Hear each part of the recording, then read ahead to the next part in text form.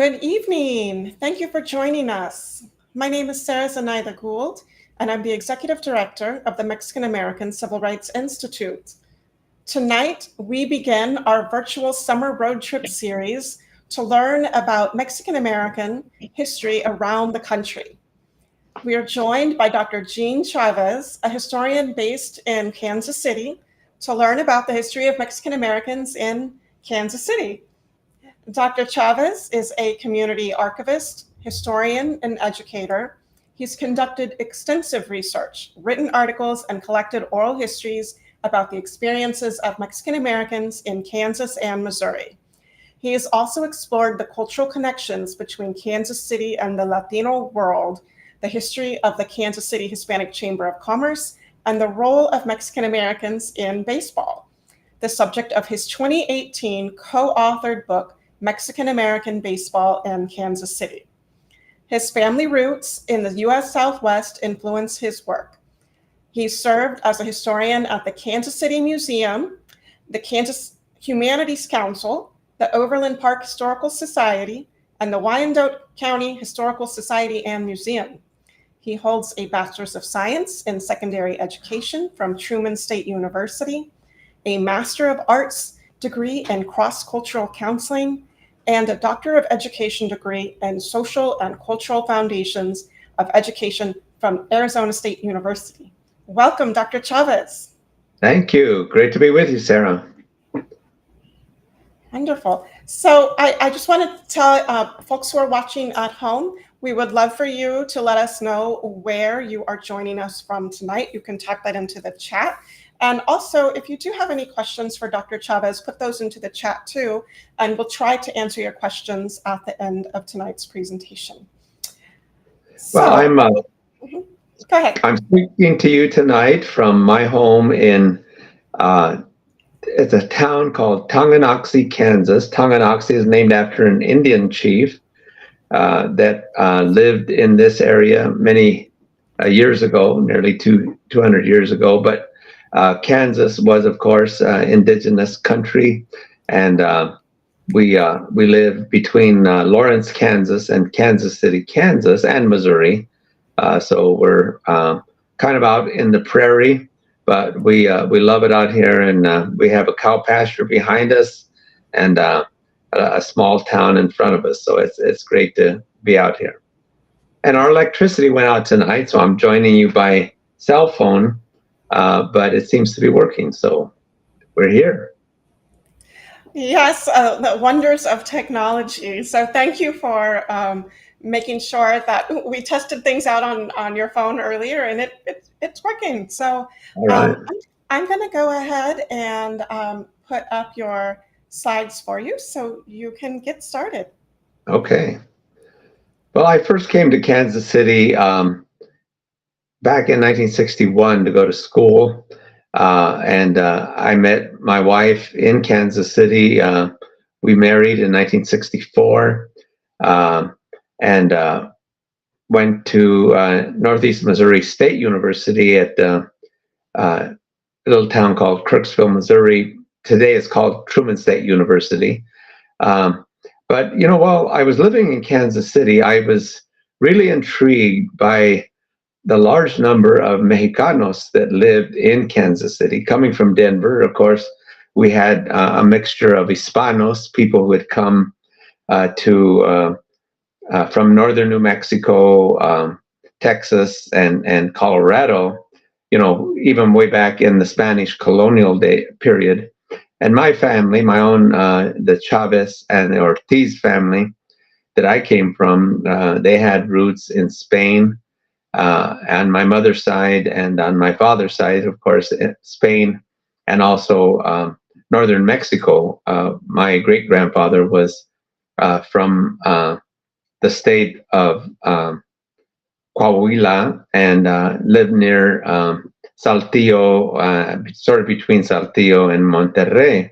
So yeah, I was intrigued here in Kansas City when I first came here, and became acquainted with the Colonia Mexicana that exists here in Kansas City. And so I've been trying to document that in my historical research.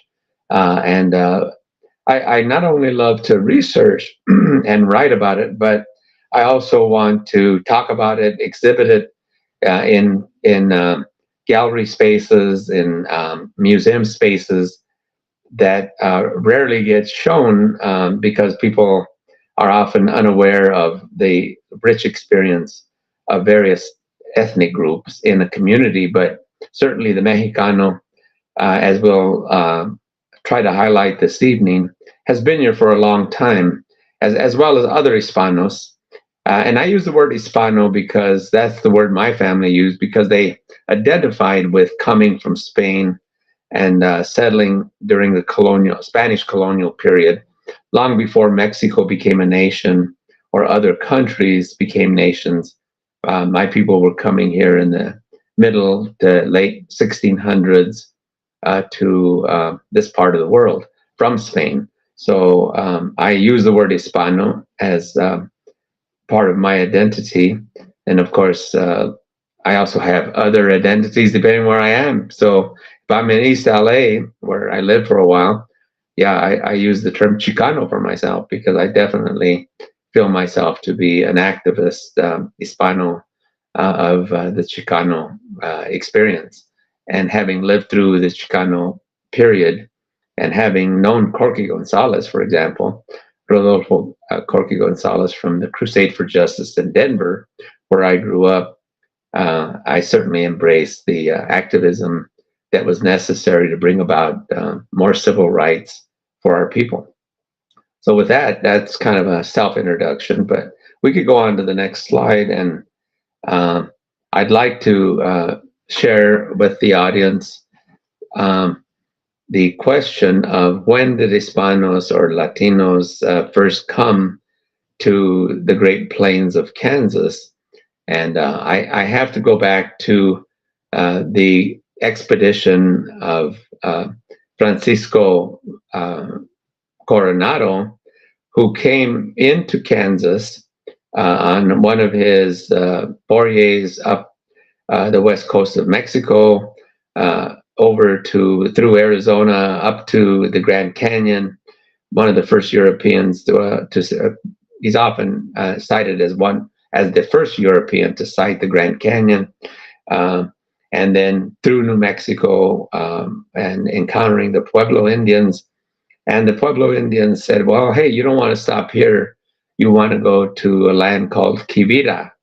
And that's where Coronado headed, due east, north and east, and ended up in Kansas near the Arkansas River, and up past Great Bend into an area called today Lyons, Kansas.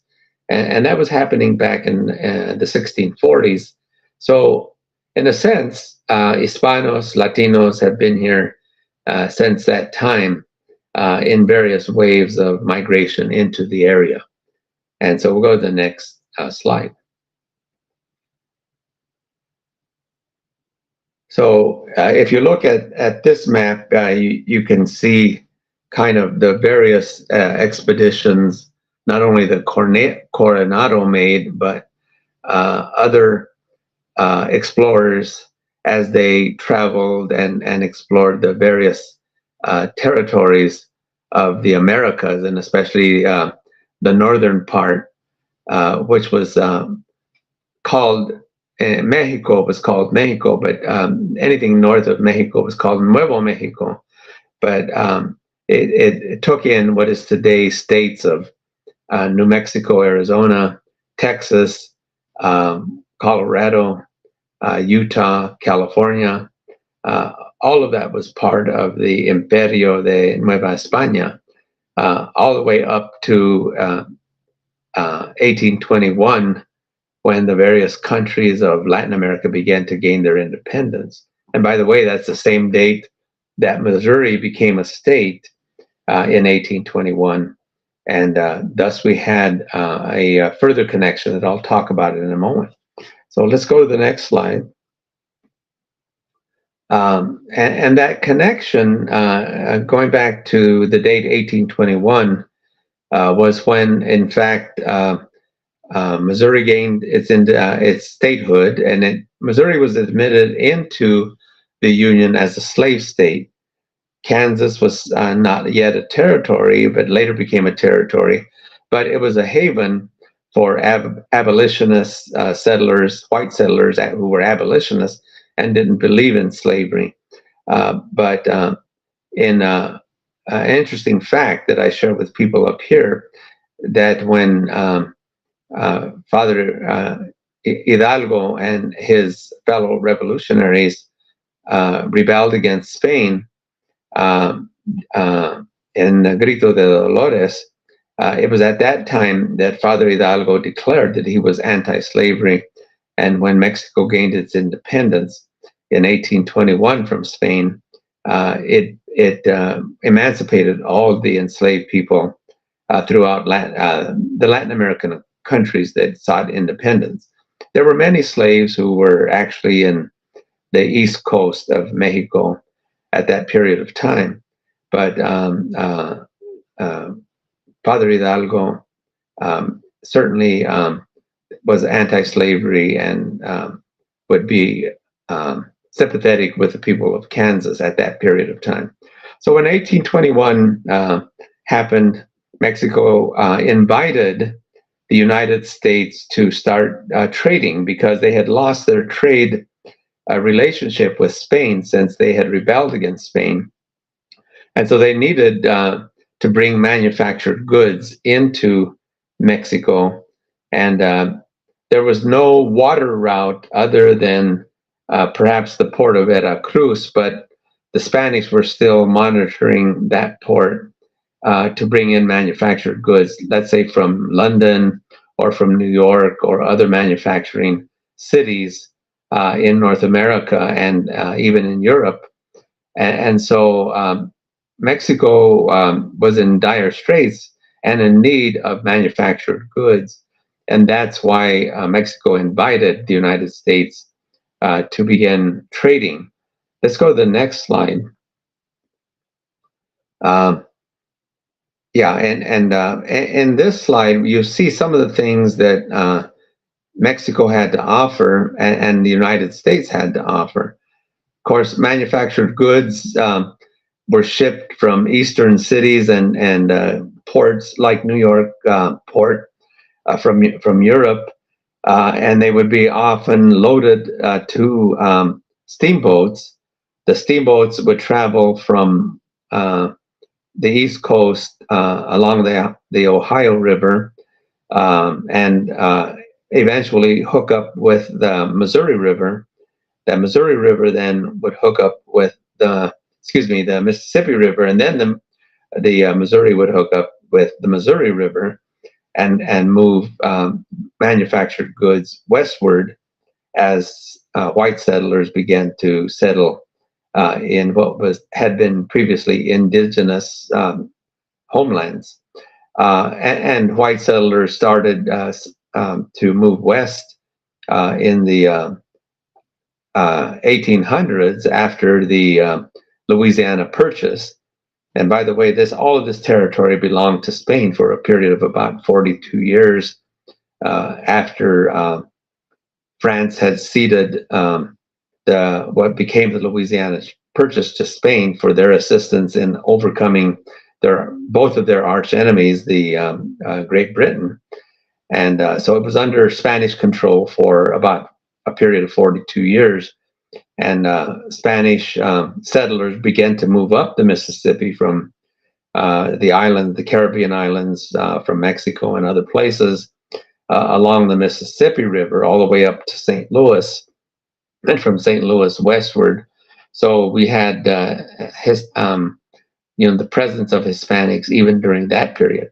So when 1821 came, Mexico gained its independence. Missouri had its statehood, and Mexico invited people to offload manufactured goods from the steamboats and to follow a trail that the French, the Spanish, the indigenous people before them had all followed to go from the Great Plains down to as far down as into Mexico and even Central America. There's evidence that indigenous people used the trade route for hundreds and maybe even thousands of years along what became the Santa Fe Trail.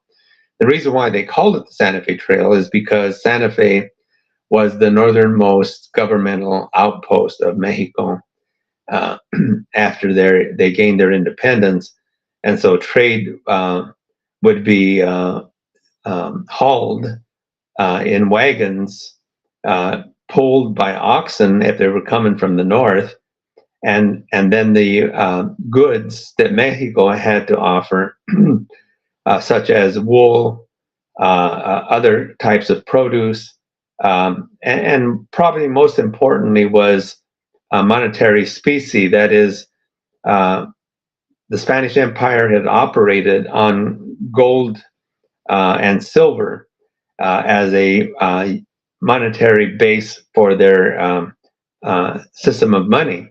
So the Spanish doubloon and so forth, it was often cut up into pieces of eight ways because it was solid gold, and people could do commerce with a part of that gold from the doubloon, and that's where you often hear the pirates talking about pieces of eight, because that was the Spanish monetary system under the Spanish Empire. So they had gold and silver to trade. They had other items that the people of the westward settlements didn't have, and they were able to take it along the trail northward. And they usually pulled their wagons with mules, whereas the Americans pulled their wagons with oxen. So if we go back to that one picture, you see a Spanish caravan coming up the trail with their mules. And people talk here in this part of the country about the Missouri mule, but really it was a Spanish innovation that had happened on the Iberian Peninsula, where they began breeding donkeys with horses and created a very strong draft animal that they called mules in English, and they became the beasts of burden and draft animals for wagons. So here we see a Spanish wagon loaded with goods from Mexico coming up along the Santa Fe Trail. And if you would see a wagon train of American traders, they were using oxen for their wagons. Let's go to the next slide. And this is a story that I wanted to share with the group. One of the trading families that started out trading along the Santa Fe Trail were the Aguirre family. The Aguirre family had a father who was a trader. And by the way, the majority of the traders on the Santa Fe Trail were really the capitalistas of Mexico, the people who had money. And then later, when New Mexico became a state, a territory of the U.S., and then later a state, and I'll talk a little bit about that in a moment. But you had traders like the Aguirre family. They started out in Durango trading and began moving goods from the Hispanic world up to Missouri. And one of the young men of the family, in fact, the oldest son, met a young woman at one of the trading posts in Westport, Missouri, which was today it's really part of Kansas City, Missouri proper. It's right within the heart of the city.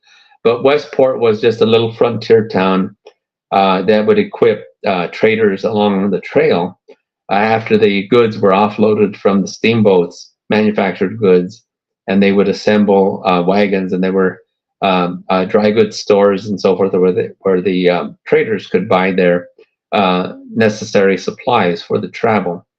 And this young man was in the store one day, and he saw this beautiful young woman up on the balcony in the store. Of course, they fell in love and eventually married, and she became then part of that trading family and worked with that family for many years. So that was just one story of the many entrepreneurs from Mexico who were actually had the capital, the financial resources to purchase the manufactured goods.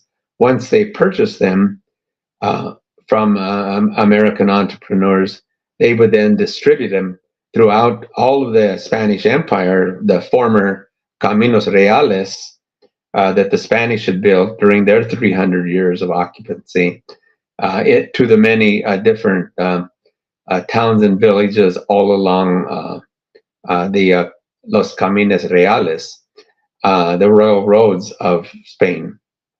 And a lot of folks don't really understand that it was the Mexican capitalistas, and many of them didn't think of themselves as Mexicanos because they had just become a new nation under Mexico in 1821. So they still thought of themselves as Hispanos, people who came from Spain, who had settled in the empire, Spanish Empire.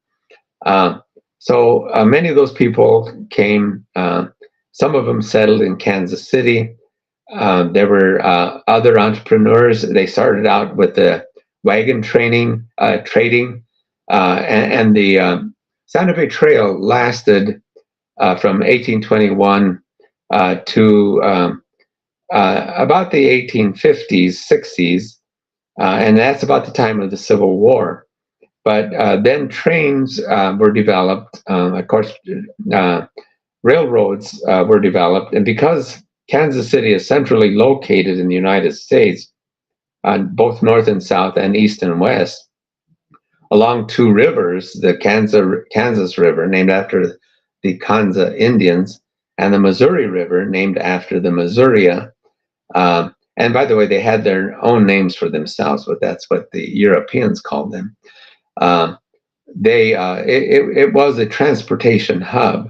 So goods shipped by riverboat to Kansas City would offload in either Independence, Missouri, or in Westport Landing, further west of the town of Independence, which was again another settlement of white settlers, and then shipped along the Santa Fe Trail. So there were many more capitalistas from Mexico after Mexico became its own nation, and people then began to use the term for their national identity as Mexicanos. Many of the people of New Mexico never embraced that term, since they were only Mexicanos for a short period of time, from 1821 to 1848. In 1846, James Polk launched a war against Mexico to gain territory in the northern part of the Spanish Empire, and now the northern part of Mexico, all the way from Texas to California and all of those southwestern states today. So that's why those states have Spanish names. They were all part of the Spanish Empire and part of Mexico, but for a short period of time. So that the border between Mexico in 1821 and the United States was really at the Arkansas River, where Great Bend, Kansas, and Wichita, Kansas run through those two cities. That's where the border between Mexico and the United States was in 1821. But by 1848, after the Treaty of Guadalupe Hidalgo, where Mexico ceded all of that northern territory, for them northern, for the United States southwestern territory to Mexico, they had compensation of about $8 million, and that basically was kind of skimmed off by Mexican presidents and authorities. And so people of New Mexico, California, and all of that were Mexicanos under the national name of Mexicano for a short period of time, 1821 to 1848. And many of those people today, like in New Mexico, southern Colorado, still think of themselves as Hispanos. So when this young man married a Southerner, by the way, she was a Confederate sympathizer, but she soon changed her mind. New Mexico Hispanos fought in large numbers in the Union War and helped to overcome the Union and the hopes of the Confederacy of moving into New Mexico and beyond out of Texas. Of course, there were a lot of Confederates in Texas at that time. So, and the design was to spread the Confederacy all the way to the West Coast, to California. Let's go to the next slide.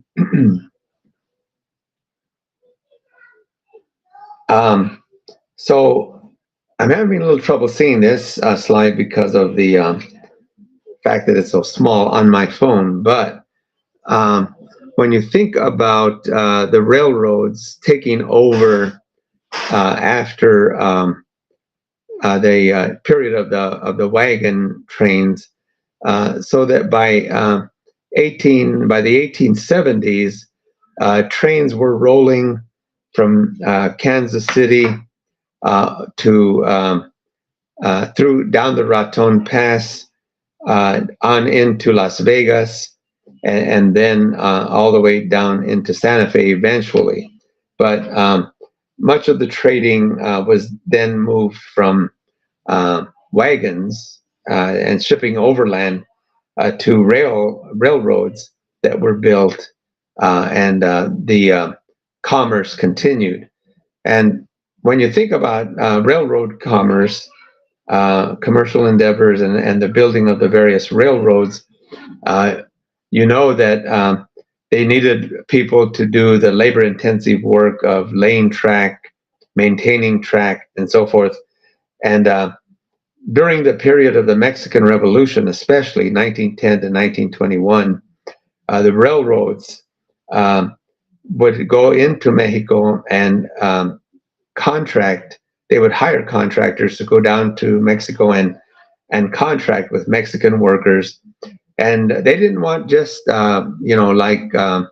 migratory workers. They wanted the workers to come and live in railroad towns and bring their families with them, because they wanted a year-round labor force.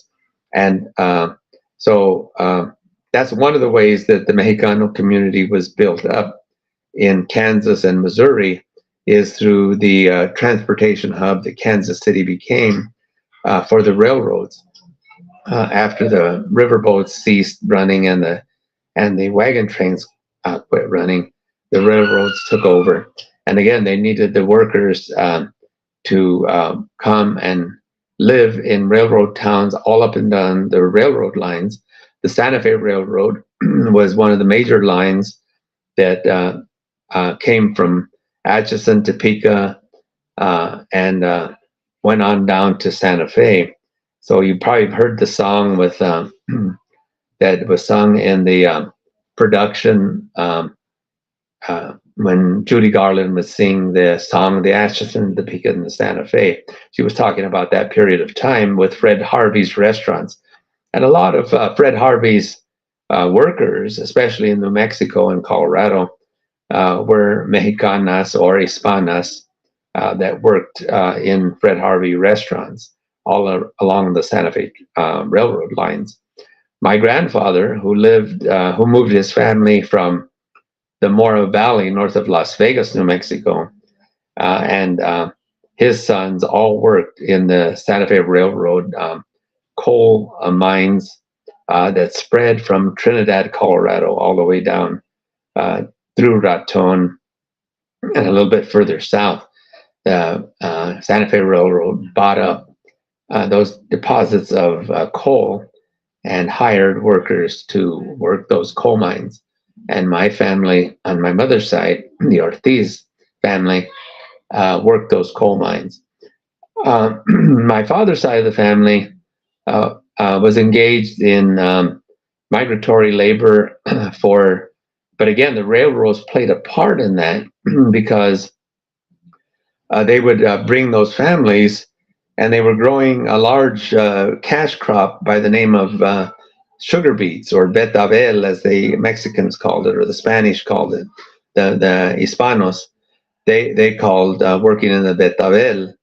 And those were the sugar beets. Great Western Sugar had built sugar beet plants all in a large crescent from Trinidad, Colorado, up through Pueblo, Colorado, up through Colorado Springs, and then moving eastward in an arc over to Scottsbluff, Nebraska.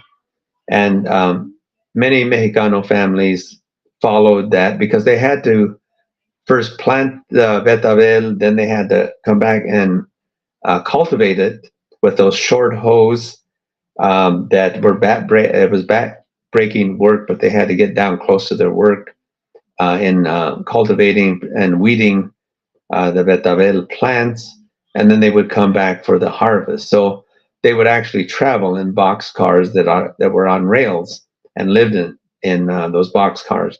My father was actually born in one of those box cars just outside of Pueblo, Colorado. His family eventually settled in Pueblo, and on his dad's side, the Chavez's, and then my grandmother, who was from northern Mexico, settled in Pueblo, Colorado. So when you think about the presence of Mexicanos, those workers not only worked in those industries, but Kansas sugar beet plantations, really, where the sugar beet plants would be set up. Great Western Sugar would process that sugar, and it was a huge cash crop. Today, most sugar is produced in Hawaii and other places, and the Caribbean, where sugar cane was always grown, or as far as Europeans planting those plantations. And so betabel, sugar beets, kind of took that place for a while. No longer are the huge sugar beet plantations still existent in most places. But so that's another thing that brought workers was agriculture to Kansas and splashing over to Missouri. Since we talk about Kansas City was on both sides of the state line. So, and Kansas City was named after the Kanza Indians, which was a group of Indians that lived along the Missouri River north of the Kansas River, but they were displaced when white settlers came into Platte County, and they began to remove them to Indian country. And for that period of time, Indian country, this is, in the 1800s, after 1803, 1804, when Lewis and Clark came through those rivers to do the Corps of Discovery, the Indians then began to be systematically moved from the east and from their ancestral lands in the plains.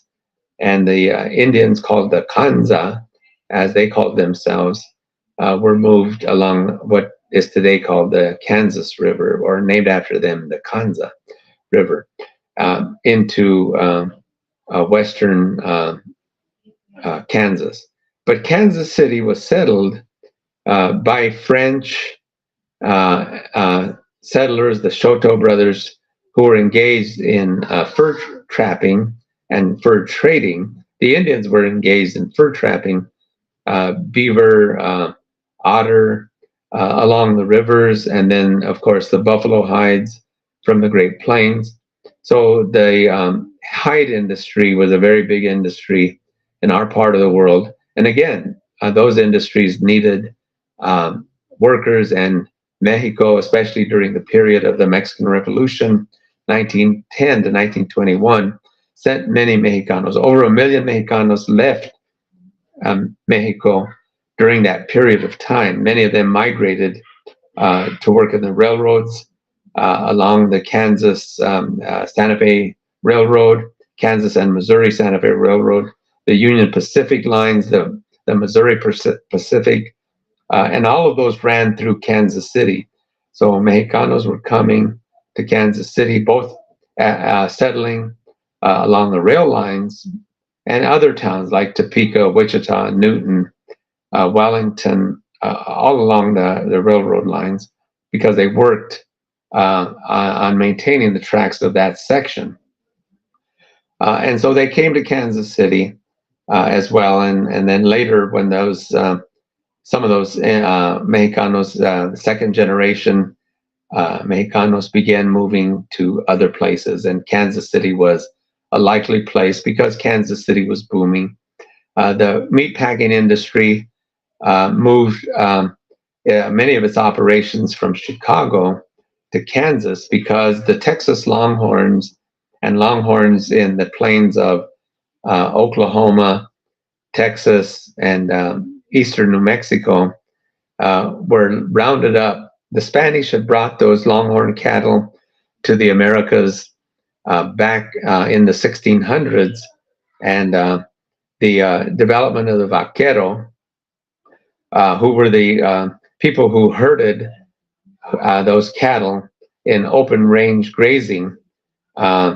They were mostly made up of Indios, Mestizos, and Sambos, which were a mixture of Black and Indian people.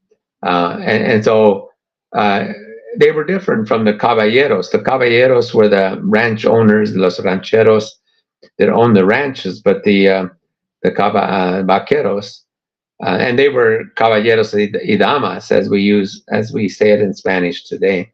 But they were the owners, the land grant owners, who had these large haciendas and ranchos, where they began to employ the mestizos, the Indios mestizos, and the Black Sambo mixed with Indian, to become ranch hands. And that's where the whole vaquero motif developed. And later, when the Wild West shows, they would often feature vaqueros doing the tricks and so forth. So all of the words of ranching, American ranching, the cowboys, those are all coming from the Mexican vaqueros, and also the llaneros of northern part of South America and Central America, the southern part of Central America, and the gauchos of South America. That was all a tradition that had been brought from Spain, that they had learned from the Berbers and others who herded their cattle on horseback with long sticks. But the vaqueros developed, and the llaneros and the gauchos developed a system of roping. They braided their own, they cured their own hides, braided their own larietas or ropes. And that whole system of ranching was later adopted by American settlers who wanted to get into the ranching industry. So that is a whole different presentation that I do on the history of the vaquero. Let's go to the next slide. So this is a system of railroads, and you can see that to sort of the right of the map there, you'll see Kansas City and the various railroad lines that connect the rivers and connect eastern railroads with the Union Pacific. There was a east-west railroad, and today we have the Canadian, after the free trade agreement with Canada, Mexico, and the United States, railroading again has began to boom. It's the way of moving goods from Canada throughout the free trade zone, from Canada through the United States, right through Kansas City, with the Kansas City Southern hooking up with a Canadian line that goes all the way into Mexico to supply some of the manufacturers in the maquiladora operations in Mexico. So Kansas City, again, is still playing a strategic role when it comes to railroading and the moving of goods along the rails. Let's go to the next slide. This is a picture of some of the Mexicanos, men and women, who worked on the various railroads here in this area. And in the opening scene, you saw some men standing at the railway's ice company. Most of these rail lines owned ice companies as well, and many of the Mexicanos were employed, especially here in Kansas City. There were rail yards where they had built ice houses where ice was manufactured before refrigeration. And so many of the Mexicanos lived in little villages or started out as tar paper shacks, and then later built some more substantial housing, or they moved out of the ice plant housing, and some of them lived in boxcars as well, but then began to buy up little plots of land in places like Turner, Kansas, which is a suburb of Kansas City, Argentine, Kansas, again, another suburb along the rail lines, Armourdale, Kansas, that borders the Missouri line. So the Colonia Mexicana stretched because of all these workers coming to work in the various industries, railroad, meatpacking, agriculture, as well as the hospitality industry. And especially during that period of 1910 to 1921, actually up to 1930, Mexicanos were coming to Kansas City to work. And so that's how our population, not only in Kansas City, but other towns like towns all along the railroad, including Topeka, Kansas, Liberal, Kansas, Goodland, Goodland, Kansas, Garden City, Kansas. Those are all cities, and even out there in western Kansas, the populations, it's over 50%. So they're the majority in some of those larger cities in western Kansas. So the Mexicano population has grown. Today, we're seeing new immigrants coming from Mexico because of the economic factors, and drug and gang factors are sending migrants up to Kansas City. And Kansas City has always been somewhat of a sanctuary city. We have been designated years ago, after the Vietnam War, as one of the 8 refugee resettlement cities. So we have a large number of refugees who come from other countries, and now we're seeing more and more people still coming to Kansas City, not only Vietnamese, the Somali population, the Sudanese, the Afghan population after the Afghan War, and others who have come to Kansas City from Indochina, as well as the European countries and Middle Eastern countries now.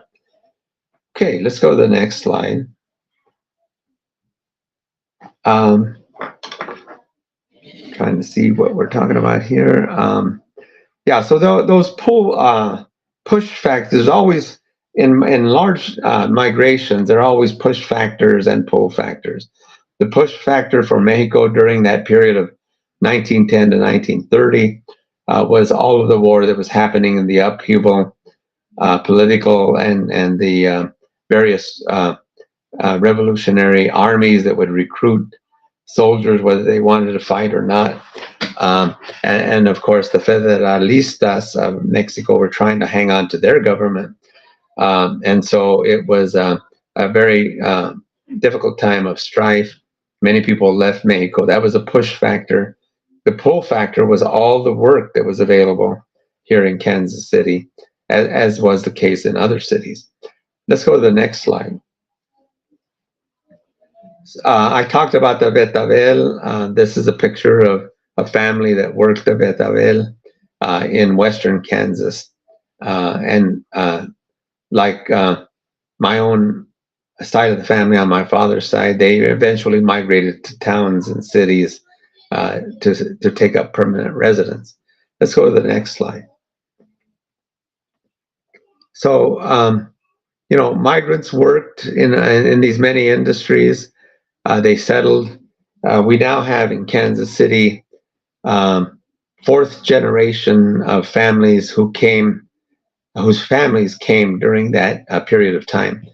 I launched an oral history project some time ago, about 10 years ago, collecting the oral histories of many of the Mexicanos who were first generations and then those who were second generations. I'm now continuing those oral histories, collecting those oral histories, especially among third and fourth generations. And many of those, developed their own cultural institutions. Let's go to the next slide. So that, they had the support networks that they needed to be able to live in relative comfort, even though they were hard workers. They definitely wanted to maintain, their cultural ways.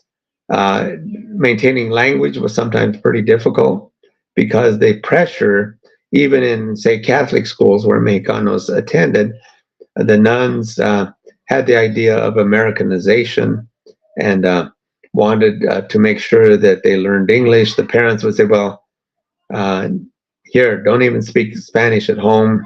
You need to learn English. You're now in America. So there's a whole second and third generation of Mexicanos here in Kansas City that have lost their Spanish language capabilities. However, the more recent immigrants are coming in, not only from Mexico, but other Central and South American countries, and they're maintaining Spanish. They tend to, their children tend to go on for higher education after secondary schools, and they're maintaining their Spanish language capabilities. So Kansas City has seen a great boom in Spanish speakers. Many of our schools here in the Kansas City area are over 50% new immigrants coming from various countries, but the largest percentage are from Mexico and especially Central American countries, Guatemala, Honduras, El Salvador, are coming here to Kansas City, again, as a city of refuge. Let's go to the next slide.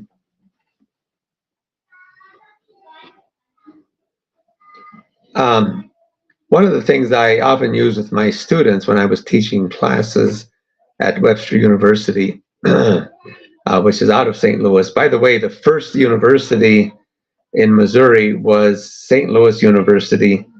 And there were many Hispanos, especially the wealthy, who sent their children to St. Louis University. And then that was run by the Jesuits. And the women's school, first women's college west of the Mississippi, was in Webster Grove, started by the Sisters of Loretto. And it later became Webster University, and I taught for Webster University as an adjunct for 27 years. But it's a great university. St. Louis University is another one that maintains great contact with the Latino world. But one of the values that I think Mexicanos in Kansas City have been able to do is to maintain their identities as Latinos. So when you talk to different Latinos, they're proud of their Mexican heritage or their Salvadorian heritage or their heritage of New Mexico or Texas, and they've migrated here to Kansas City. But they show great solidarity, even though as you see these overlapping circles, that Mexicanos, have moved into the American mainstream, and many are pursuing careers in the professions that are offered in the American mainstream, but still maintain their identities as Mexicanos or other Latino groups that are here in Kansas City. Let's go to the next slide.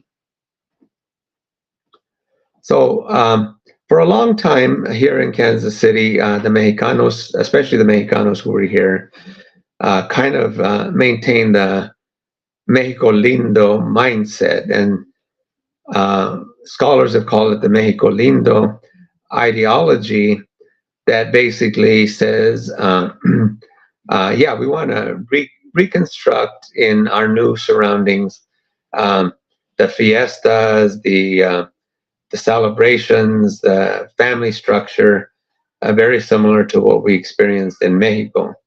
And so many of the early institutions here in Kansas City, and by the way, we've had a Mexican consulate here in Kansas City for nearly 100 years. And the Mexican consulate moved to St. Louis for a while, but it came back to Kansas City and has been here for a long time. So the Mexican consulate, way back when the immigrants first started coming from Mexico during that period of the Mexican Revolution, helped communities all over the country, wherever Mexicanos en el extranjero, there's a whole department for that, to help them form organizations. And one of the organizations that was established here and is celebrating its 100th year coming up this March and April, and June of this year, will celebrate its 100th anniversary, is the Unión Cultural Mexicana, which again was trying to preserve the various ways of celebrating their Mexican identities with various institutions. And so many of the institutions that were established here were mutual help organizations where they helped one another rather than competed with one another. And we'll go to the next slide because I know our time is running short. Begin to really celebrate and then invite the general public to fiestas, especially around the Independence Day celebration, September 16th, the Cinco de Mayo celebration, even though it's mostly celebrated in Mexico and Puebla, but it's become a big celebration here in Kansas City as it has in other places, because of course the Anglo population wants to be Mexicano, and during that celebration, and Corona and other cervecerias have capitalized on that. So when you think about other celebrations, we're beginning to see proliferations of quinceañeras, birthdays that are around the celebrations of the Mexican family. Let's go to the next slide. I talked about the baseball teams. That was the Azteca baseball team. Again, along the Mexico Lindo ideology, Mexican big leagues started in 1923 in Mexico. So the Mexicans here in Kansas City wanted to pattern themselves after the big leaguers in Mexico, and also the big leagues here. And so they started their own teams. They made sure that they had uniforms that matched. And while they started as sort of kids playing ball in the various work communities where they lived, they started to develop leagues. And those leagues traveled all up and down the railroad lines, competing against other Mexicano communities. The same thing with soccer. There were a group of Mexicanos who were associated with the Guadalupe Center and the Unión Cultural Mexicana, who started a soccer club. They first called themselves the Panamericanos because there were various different ethnic Latinos, and then later they called themselves Los Latinos.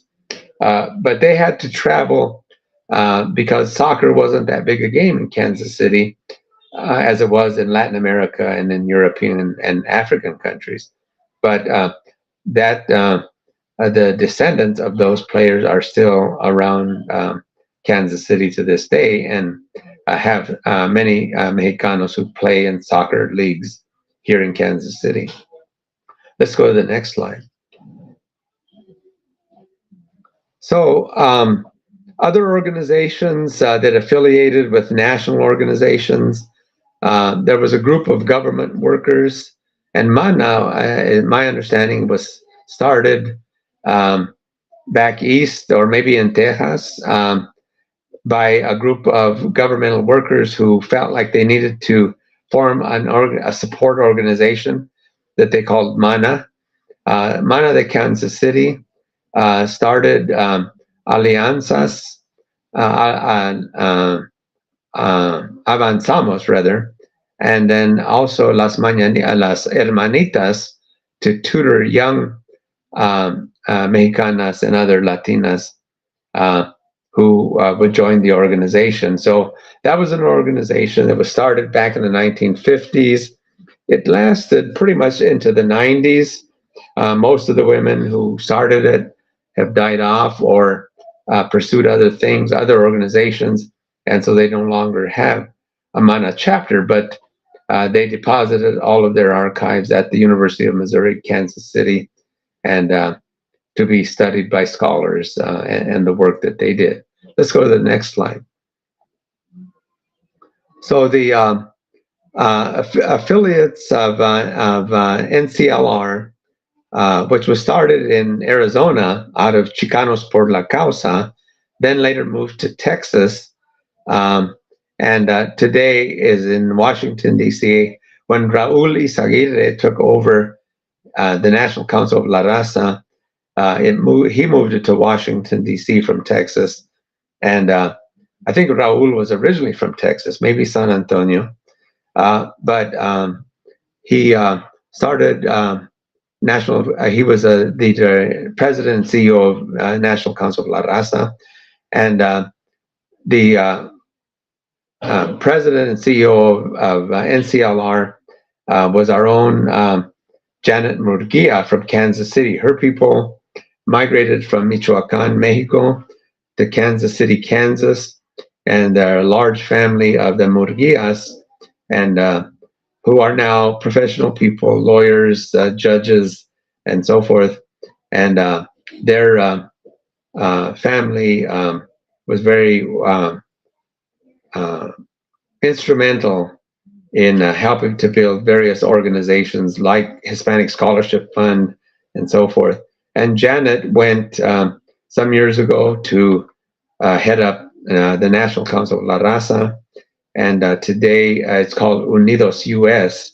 She was instrumental in changing that name because NCLR La Raza was more of a Chicano term that many of the Puerto Ricans and Dominicans and others who now belong to NCLR, or at that time NCLR, wanted a name change, and that name change, of course, is now called Unidos US, probably the largest umbrella organization of Hispanic organizations in the US today.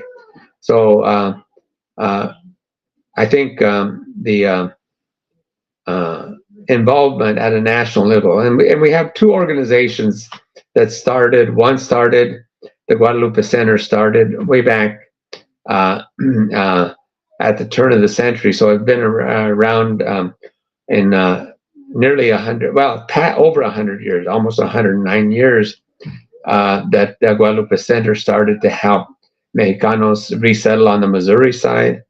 El Centro Incorporated started in Topeka. They still have a chapter there. And then Kansas City, Missouri, Kansas City, Kansas, was started by a young Chicano activist by the name of Richard Ruiz, who had a Mexican band that he called the Chicano Eight. And it was during, now this period of civil rights organization, and he started an organization called El Centro Incorporated with the help of the Archdiocese of Kansas City, and also Father Ramon Gaitan, who was from San Antonio but moved to work in Topeka, and then later in Kansas City, Missouri, and then back into Topeka. So Father Gaitan was very instrumental in helping the Guadalupe Center become established, and also the El Centro Incorporated. So we find the involvement of activists who have kind of moved away from the Mexico Lindo mentality, but starting organizations that very much met the need of Mexicanos here in today's society. One of those organizations was the National Association called the Hispanic Chamber of Commerce, started right here in Kansas City by a group of Mexicano merchants who were not welcomed in the Kansas City Hispanic, rather the Kansas City Chamber of Commerce, the one that most businesses belong to. But they started their own Hispanic Chamber of Commerce.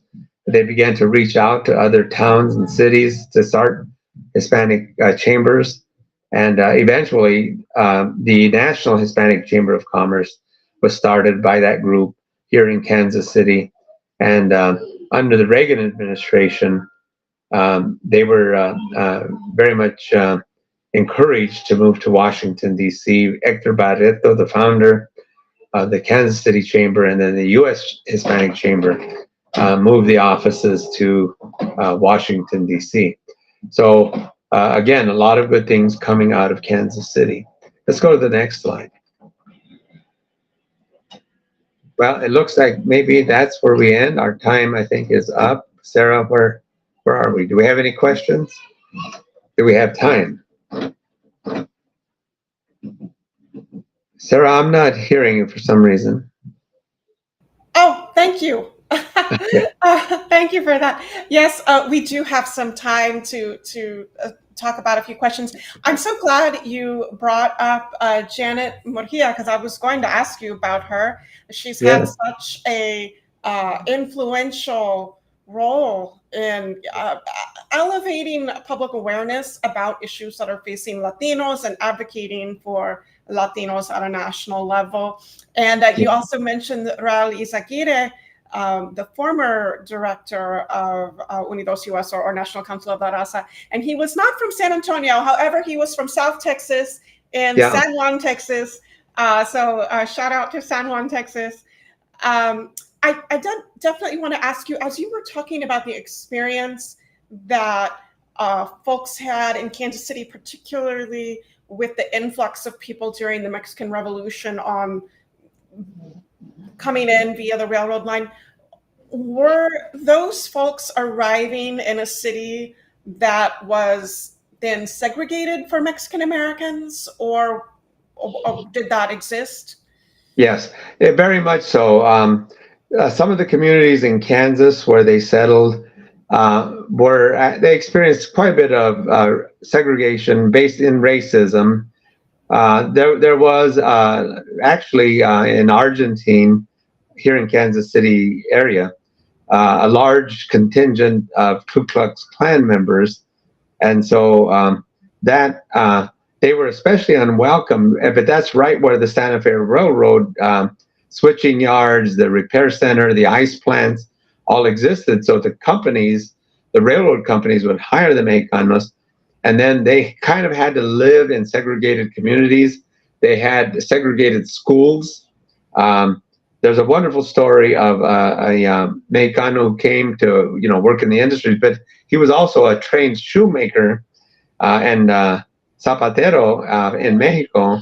He had a high school graduate. He had a high school diploma from Mexico when he came to Kansas City in the early 1920s, and he decided that he was not going to put up with his kids not having a high school to go to, because they could only go to the 8th grade in the Mexican schools. There were a couple of them here on the Kansas side, and most of the kids on the Missouri side. By the way, there are more Mexicanos in Kansas than there are in Missouri.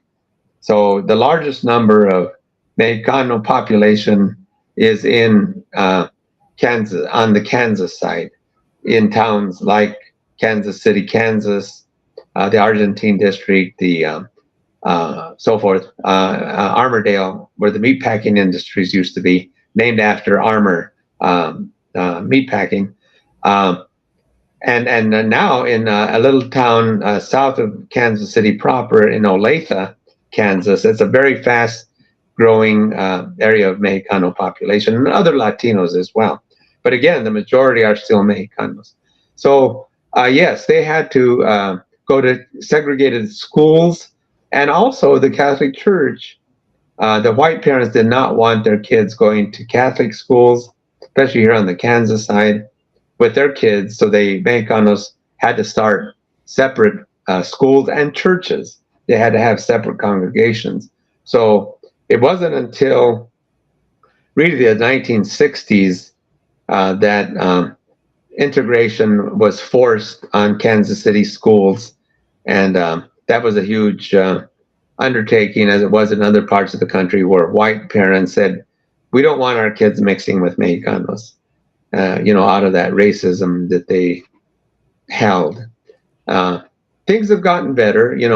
We now have, because the majority of kids in Kansas City, both on the Missouri and Kansas side, are of Latino and other ethnic groups from around the world. Bilingual education, or ESL, they don't really have bilingual. There was a push when I was president of the National Association for Bilingual Education, NABE. We really pushed for dual language programs throughout the country. That was during the Reagan era, when I was on the board and president for 2 years. And so, bilingual education never really took hold in Kansas City, but at least we have ESL education to help our students. And we have an organization that recently started, one that Raul Izaguirre and myself envisioned maybe coming under National Council of La Raza, was an organization to train and develop Latino teachers. But we now have one here in Kansas City. It's called the Latinx Educational Coalition, and they're all about training and supporting what they call Latinx, because they're all, very young people, and so they think of themselves as Latinx. That organization is moving very well in training and supporting Mexicano and other Latino teachers. Wonderful. One of our guests is working on a project on Mexican Americans in Dodge City. Is that something you can tell us about? Yeah. Well, Dodge City was one of those cities along the various trails. People hear about the Chisholm Trail coming from central Texas, north of San Antonio. All of those plains north of San Antonio were populated by huge herds. I mean, I'm talking about even into the millions of longhorn cattle. And so those cattle were driven by rounded up by vaqueros in Texas vaqueros, and driven northward along various trails, the Goodall Trail, the Chisholm Trail. There was even a trail that led from central Texas to Sedalia, Missouri, because that was before the railhead was in Abilene, Kansas. So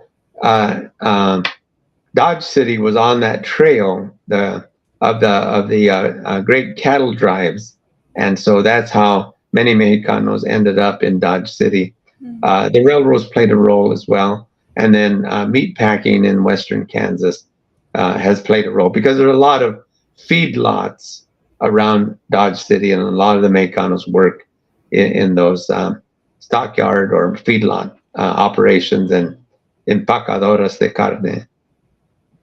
Well, on a related note, I think last question, can you just tell us about the corrido de Quianzis?